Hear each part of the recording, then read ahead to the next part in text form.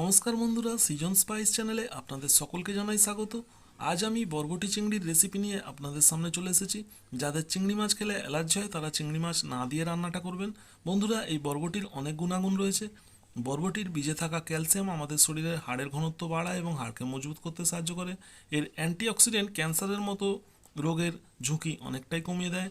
এছাড়া কম ক্যালোরিযুক্ত এবং অধিক ফাইবারযুক্ত হওয়ায় এটি আমাদের শরীরে চর্বি কমাতে সাহায্য করে এবং কোলেস্টেরলের মাত্রা কমায়। তো চলুন দেখে নেওয়া যাক আজকের এই রেসিপিটি। আমি এখানে বরবটি নিয়েছি 250 গ্রাম, দুটো মাঝারি সাইজের আলু নিয়েছি, একটি পেঁয়াজ নিয়েছি, একটি টমেটো নিয়েছি, আর নিয়েছি কিছুটা পরিমাণে আদা ও রসুন। সমস্ত সবজি কেটে নেওয়ার পর সেটাকে ভালো করে ধুয়ে নেওয়া হয়েছে এবং জল ঝরিয়ে রেখে দেওয়া হয়েছে।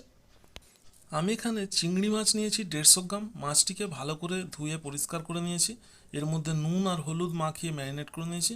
এখন সবার প্রথমে চিংড়ি মাছটাকে ভাজা করে রাখবো।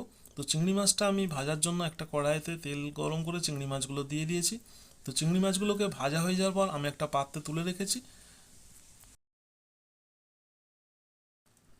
এখন অন্য একটা কড়াই আমি নিয়ে নিয়েছি, কড়াইয়ের মধ্যে তেল দিয়ে দিয়েছি এবং তেলটিকে একটু গরম করে নেব। তেলটা গরম হয়ে গেলে এখন এর মধ্যে আমি দিয়ে দিচ্ছি হাফ চামচ পরিমাণ 5 ফোড়ন। এরপর দিয়ে দিচ্ছি একটা শুকনো লঙ্কা আর দেবো একটা তেজপাতা। এখন এই সমস্ত উপকরণকে একটু ভালো করে ভাজা করে নেব। ফোড়নটা একটু নাড়াচাড়া করে ভাজার পর যখন এর মধ্যে থেকে একটা ভাজা গন্ধ বেরোবে তখন এর মধ্যে দিয়ে দিতে হবে কেটে রাখা আলুগুলো। এখানে সব আলুগুলো দেওয়া হয়ে গেছে। এখন গ্যাসের ফ্লেমটিকে হাইতে রেখে আলুগুলো 2 থেকে 3 মিনিট একটু ভালো করে ভেজে নিতে হবে।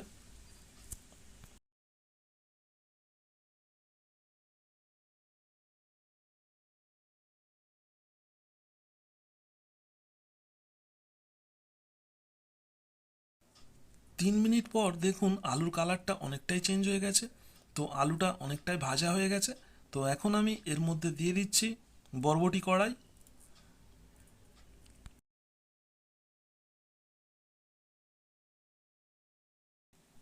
কড়াইটা দেয়া হয়ে গেছে। এখন আমি বরবটি কড়াই এবং আলুকে আরও 1 থেকে 2 মিনিট একটু নাড়াচাড়া করে নেব।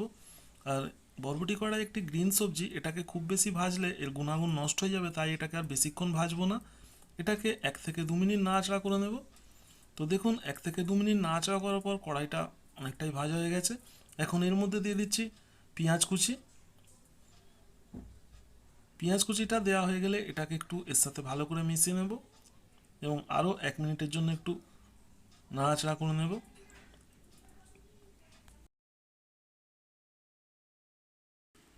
পেঁয়াজটাকে আরও 1 মিনিট ভেজে নেওয়ার পর আমি এর মধ্যে দিয়ে দিচ্ছি 2 চামচ আদা রসুনের পেস্ট। আদা রসুনের পেস্টটা দেওয়ার পর এটিকে আরও 1 মিনিট ভালো করে ভাজা করে নিতে হবে, যাতে করে এর কাঁচা গন্ধটা একেবারেই চলে যায়। আদা রসুনের কাঁচা গন্ধটা চলে গেলে আমি এর মধ্যে দিয়ে দিচ্ছি টমেটোর কুচি। টমেটো কুচিগুলো দেওয়ার পর এটাকেও আর একটু ভালো করে ভাজা করে নিতে হবে।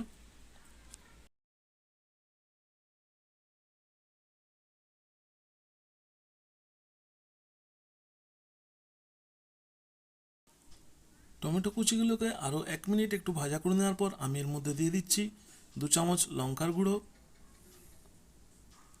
আর দিচ্ছি 2 চামচ হলুদের গুঁড়ো। এখানে আমি ছোট চামচের মাপে দিচ্ছি। আর উপর থেকে দিয়ে দিচ্ছি একটু কাশ্মীরি লঙ্কার গুঁড়ো। ফোড়নের সাথে এই মশলাগুলোকে ভালো করে মিশিয়ে নিতে হবে এবং মশলাগুলো একটু ভালো করে কষিয়ে নিতে হবে। তো এই সময় খেয়াল রাখতে হবে যাতে কড়াইয়ের নিচের দিকে মশলাগুলো লেগে না যায়। মশলা পুড়ে গেলে তরকারি রান্নার স্বাদটা একটু অন্যরকম হয়ে যাবে, সেক্ষেত্রে তরকারিটা একদমই ভালো লাগবে না। এই জিনিসগুলো আপনাদেরকে মাথায় রাখতে হবে।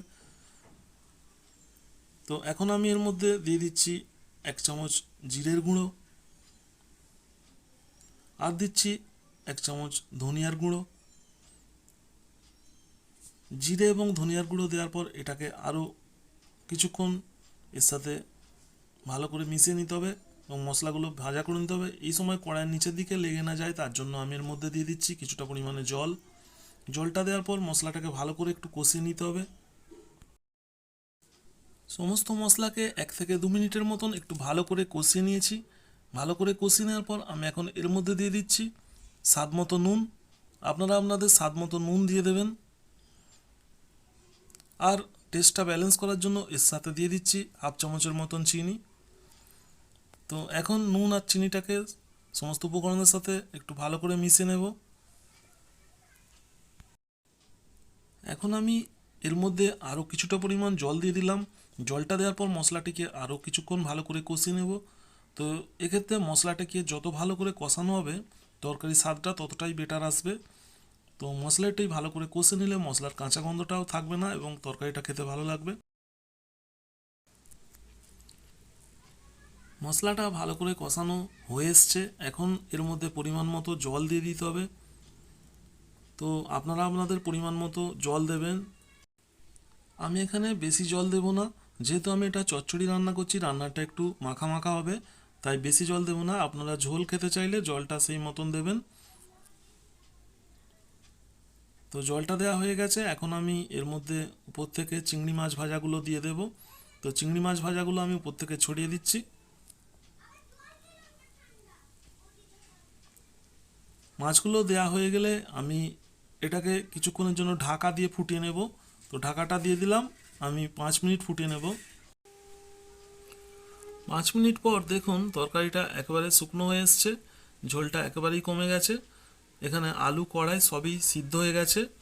তো তরকারিটাকে একটু ভালো করে নাড়াচাড়া করে মিশিয়ে নিতে হবে যাতে কড়াইয়ের নিচের দিকে লেগে না যায়।